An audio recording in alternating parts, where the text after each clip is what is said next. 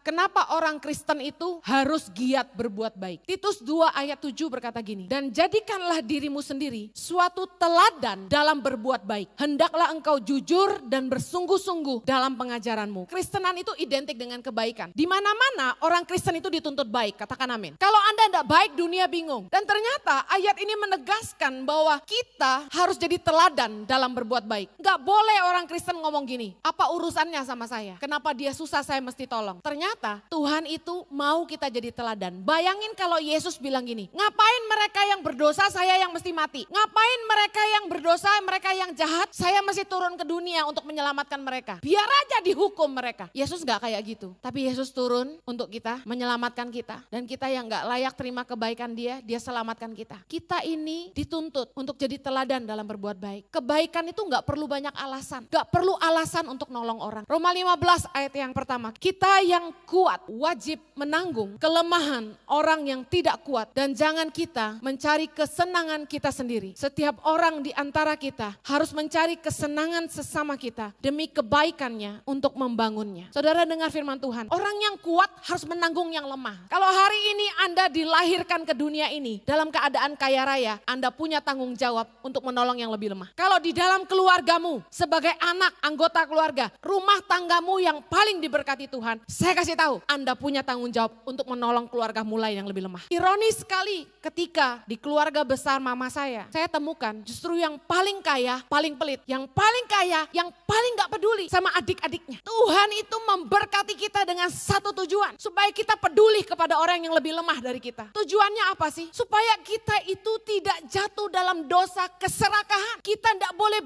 dibutakan oleh segala kelimpahan nafsu dunia, kegemerlapan yang akhirnya membuat kita sesat dan celaka. Kita harus senantiasa berbuat baik dan peduli kepada orang lain. Tetapi pertanyaan saya hari ini, Anda yang sudah rajin berbuat baik, apakah engkau tulus melakukannya? Seringkali dalam hidup kita bertemu dengan orang-orang model begini. Yang pertama, tidak tahu berterima kasih. Orang-orang serakah yang kita tolong, malah mau ciak kita. Kita tolong mereka, mereka malah mau makan kita. Orang-orang aji mumpung yang udah kita tolong gak tahu diri. Orang-orang model beginilah yang diizinkan Tuhan hadir dalam hidup kita untuk menguji ketulusan kita. Karena orang tulus itu gak nuntut balas budi. Tapi kadang-kadang kita gak sadar kita tulus atau enggak dalam berbuat baik. Sampai kita ketemu sama orang-orang yang gak tahu berterima kasih. Berbuat baik bukanlah kebaikan tanpa ketulusan. Berbuat baik kepada orang yang baik sama kita, itu bukan kebaikan, itu keharusan. Mertua baik sama kita, masa kita nggak baik sama mertua? Menantu baik sama kita, masa kita nggak baik sama menantu? Berbuat baik sama orang yang baik sama kita, itu mah bukan kebaikan, itu keharusan. Berbuat baik kepada orang yang bisa membalas perbuatan baik kita, membantu karena ada kodok di balik batu, ada kemauan. Kita baik sama dia karena kita ada maunya. Kemudian berbuat baik supaya kita dipuji sama orang, itu bukan kebaikan, itu kemunafikan.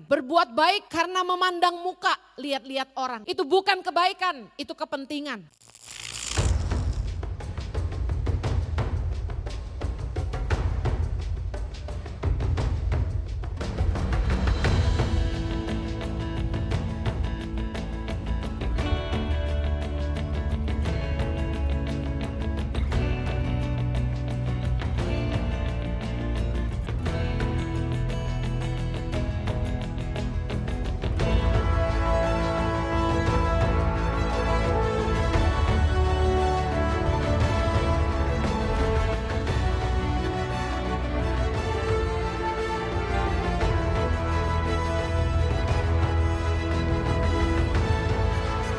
Cerita anak pedalaman dalam meraih mimpi dan mengejar cita-cita bersama Tangan Pengharapan.